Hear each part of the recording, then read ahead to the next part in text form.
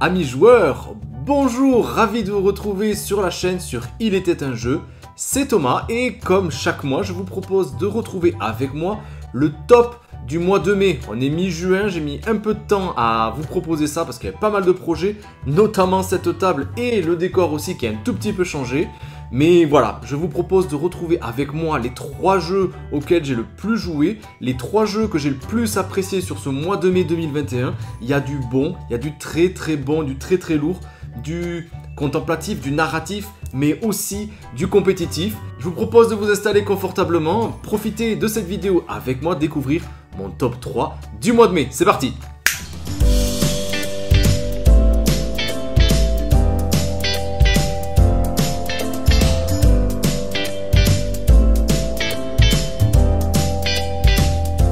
Et on commence tout de suite avec un petit jeu. Ce petit jeu, c'est le Roi des 12.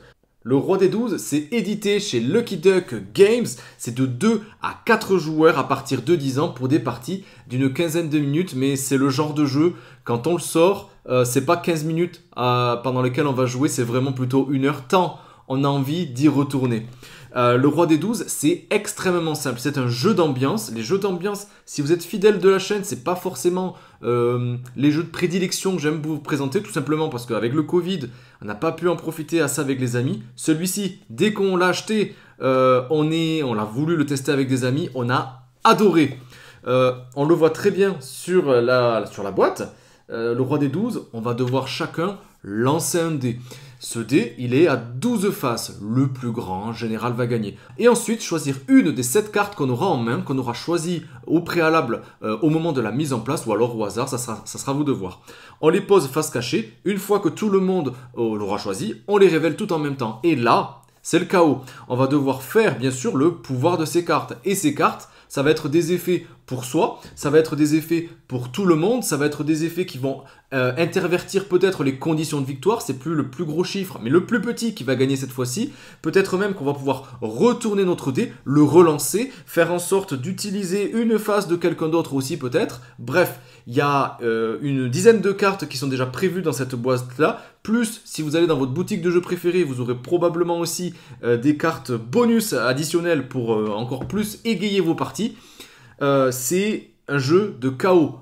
Pourquoi? Parce qu'en plus d'avoir des conditions de victoire qui peuvent changer au cours d'une même manche, il faut savoir aussi que si les dés sont identiques, boum, on est éliminé. Si après l'activation des pouvoirs des cartes, les dés sont les mêmes, boum, éliminé. Voilà, donc il va falloir réfléchir peut-être à gagner, peut-être à laisser gagner les autres. Parce que celui qui arrivera champion gagnera 2 points. Et celui qui sera dauphin, donc le deuxième, lui n'en gagnera qu'un. Mais à la fin de la manche, à la fin de la partie, pardon, c'est-à-dire quand 6 des 7 cartes auront été jouées, en tout cas pour la première partie, là aussi, si les scores sont à égalité, boum, on est éliminé. Donc ça sera peut-être le dernier qui sera le premier. Et ça, c'est assez intéressant. Donc un jeu de chaos, un jeu où on va devoir réfléchir. Il me fait un petit peu penser à Oriflamme que je vous avais présenté il y a quand même quelques temps. Dans le côté, on a tous les mêmes cartes en main. On sait très bien que les autres vont pouvoir jouer peut-être la carte qu'on aimerait jouer nous aussi. Et donc on essaie de planifier au mieux pour sortir vainqueur. Parfois champion, parfois dauphin, parfois les laisser se battre entre eux parce que on sait très bien qu'ils vont pouvoir s'éliminer.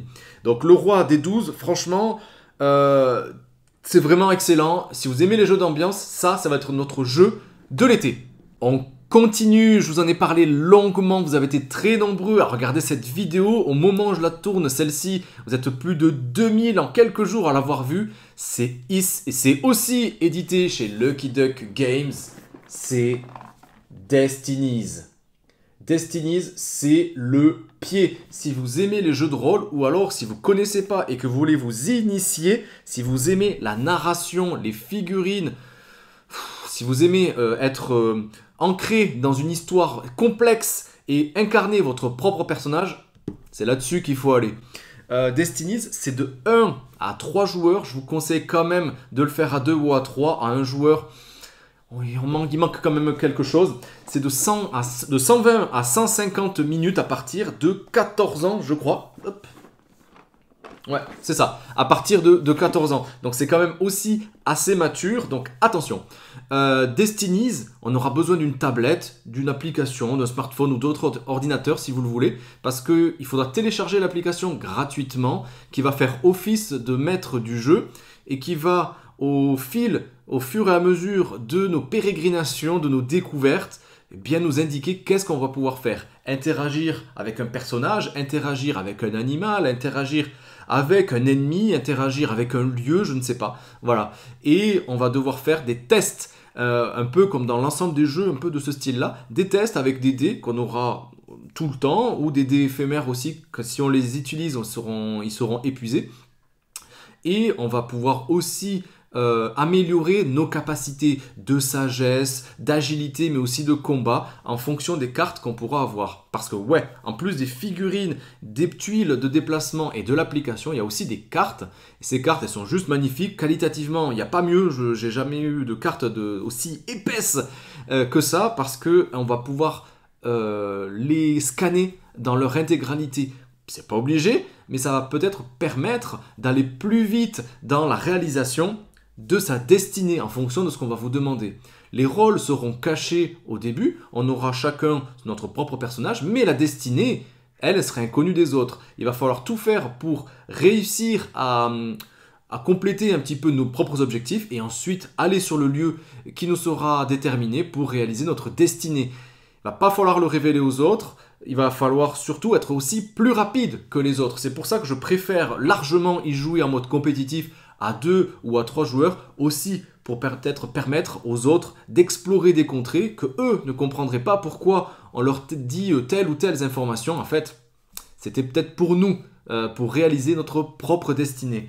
Il y a 5 missions de 3 personnages différents à chaque fois, une rejouabilité qui est quand même là. L'application, oui, elle est ici. Toute la trame narrative sera faite avec l'application, avec une musique qui est aux petits oignons, une voix off aussi pour les introductions, ça c'est vraiment chouette. Il y a certains joueurs qui lui reprochent à Destiny que l'application soit vraiment intrusive dans le jeu. Moi, ça me dérange pas, j'aime bien ce genre de jeu, et surtout, on va pas jouer que pour soi, parce que quand on va devoir dévoiler un lieu, une interaction, etc., en fait, ça sera pour tout le monde. Destiny, c'est notre gros coup de cœur, plutôt expert quand même, hein, mais pas trop non plus, de cette fin de printemps 2021. Je ne peux que vous le recommander. Il y a quand même pas mal d'heures de jeu, à peu près 2h30, nous, pour les missions qu'on a pu faire ici. Donc, je peux que vous le recommander. Foncez. Et le troisième, c'est une surprise. Je l'avais depuis quelques temps dans ma ludothèque. J'avais pas osé le sortir, notamment parce qu'il fallait jouer à partir de 3. Donc c'était un peu difficile avec les conditions sanitaires du moment. C'est Matago qui nous propose Hansa Teutonica dans sa version Big Box.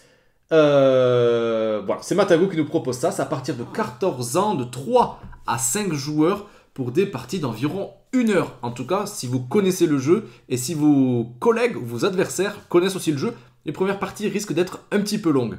Hansa Teutonica, vous ne laissez pas avoir comme moi par cette boîte qui n'était pas, encore une fois, j'aime bien utiliser ce mot, c'est pas très attrayant, ça m'attirait pas vraiment ce thème un petit peu austère à l'allemande, et c'est vraiment un jeu à l'allemande en plus, mais alors c'est un jeu excellentissime.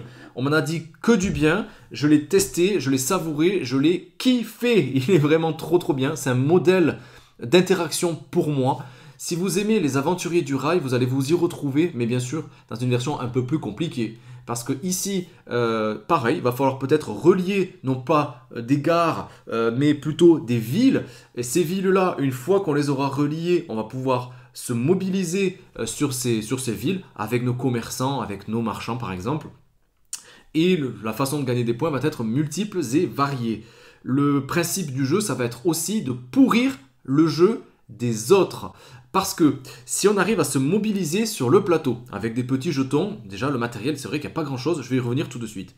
Si on arrive à bloquer un adversaire dans la réalisation d'un chemin, d'une route qu'il voulait construire, eh bien s'il veut nous déloger, ça va lui le pénaliser en enlevant des possibilités de jeu pour la suite, mais aussi à celui qui l'aura bloqué. Ça va également beaucoup le bonifier. Il va avoir beaucoup plus de possibilités, et non pas pendant son tour, mais pendant le tour aussi de l'adversaire qui vient de nous déloger. Donc il y a une interaction forte et folle. De jouer pour soi finalement, d'essayer de placer ces commerçants, ça va pas forcément ramener grand chose. Par contre, si on arrive à se bloquer et à réfléchir, à essayer de voir clair dans le jeu de l'adversaire pour savoir quelle combinaison il voulait faire et qui se trouve forcé de nous déloger, eh bien là on aura tout gagné et on va encore plus avoir de points, beaucoup plus accélérer aussi notre jeu et c'est juste du bonheur. Dans la Big Box, pourquoi Big Box? Parce qu'il y a plusieurs cartes. Il y a une carte allemande, il y a aussi l'Écosse, il y a l'Angleterre aussi, avec des modifications aussi du jeu. Le plateau sera totalement revisité. Mais le matériel, lui, ne sera pas plus étoffé. Il y a quand même quelques cartes, mais c'est pas non plus extraordinaire. Et c'est ça aussi qui fait, je pense, des jeux extraordinaires. C'est-à-dire que il y a un plateau de jeu qui est vraiment grand et qui, finalement, à force d'y jouer, je trouve plutôt joli en fait.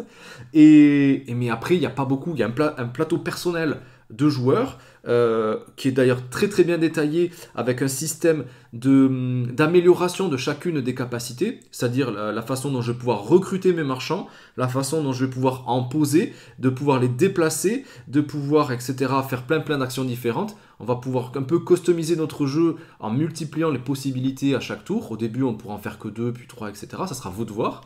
Mais aussi, on a toutes les actions, les 5 actions qui sont possibles, qui sont visibles tout en bas de chacun des plateaux joueurs. Et une fois qu'on a bien compris la pictographie, ben, c'est que du bonheur. On a ce plateau joueur et des jetons ronds et des cubes en bois. Et c'est tout. Il n'y a que ça. Il n'y a que ça. Quelques jetons aussi de bonus qu'on pourra jouer par n'importe quel moment pendant notre tour. Mais voilà, le matériel est minimaliste et la profondeur de ce jeu est extraordinaire. Il y a des heures de jeu pour en tout découvrir parce que c'est un jeu qui ne sera pas dépendant forcément que de la façon dont on va jouer, mais ça va être aussi dépendant des gens avec qui vous allez jouer. Et à chaque fois, à chaque placement, à chaque embûche, à chaque piège, à chaque contrainte que les autres joueurs vont mettre dans sa propre stratégie, eh bien on va renouveler les expériences et tenter de nouvelles choses. Je ne sais pas quoi vous dire de plus pour vous laisser tenter. Les critiques sont unanimes. Allez regarder un petit peu ça sur d'autres réseaux aussi, vous verrez. C'est pas du jeu à mettre peut-être entre toutes les mains, mais si vous aimez jouer, vous aimez l'interaction, mais l'interaction positive, si je veux bloquer, je vais aussi gagner quelque chose en retour, ben foncez, ça pourra que vous plaire et vous laissez pas avoir comme moi au début par ce thème austère.